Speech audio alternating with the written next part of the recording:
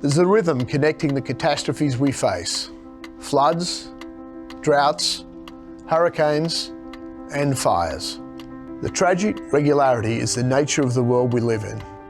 At Tokyo Marine Group, we match that regularity by rising to meet these challenges again and again.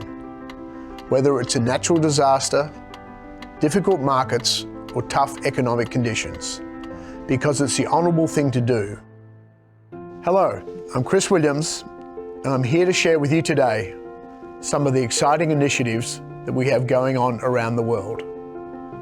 With offices in more than 45 countries and more than 40,000 employees, we have many exciting things to share with you.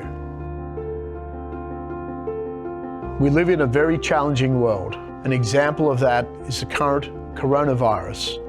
The outcome of the coronavirus is still unknown. However, as it develops, we clearly will be considering our employees' health as our primary objective. This is impacting people all over the world and no doubt will have some impact on Tokyo Marine.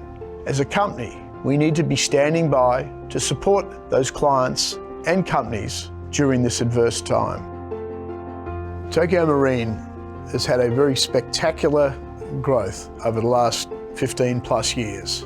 If you turn the clock back to early 2000, just 3% of our profits were generated by our international business.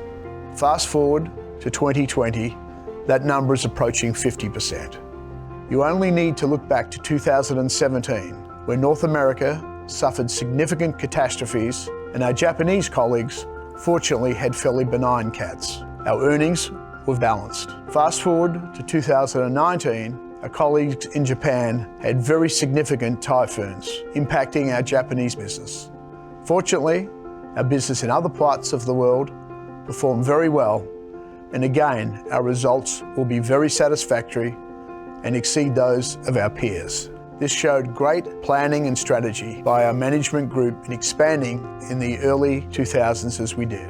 As part of this diversification strategy, we've obviously expanded our footprint significantly all over the world in terms of products and in terms of geographic regions. Also of significance, many of the individuals that came with those acquisitions are still with Tokyo Marine today. We believe it's a real testament to the company that these people have elected to stick around and continue to be part of our terrific group.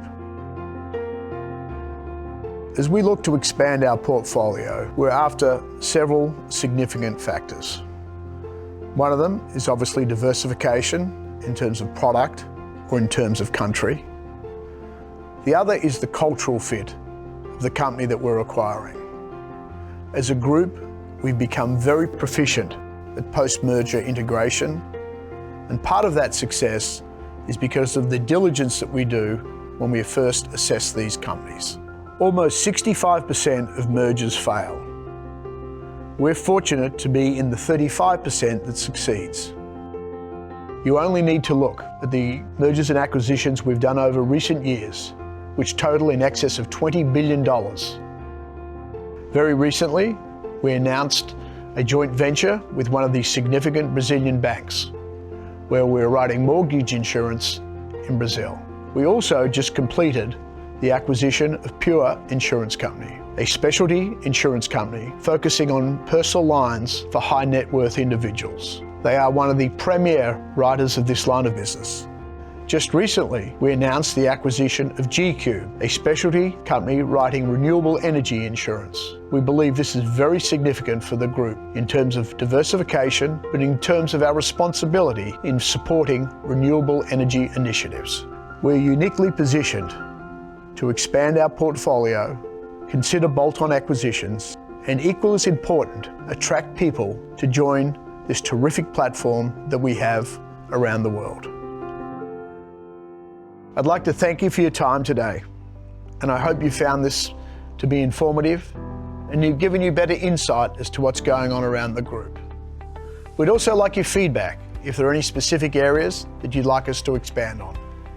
Finally, let me thank you for everything that you do for Tokyo Marine Group in our endeavour to become a good company. Thank you.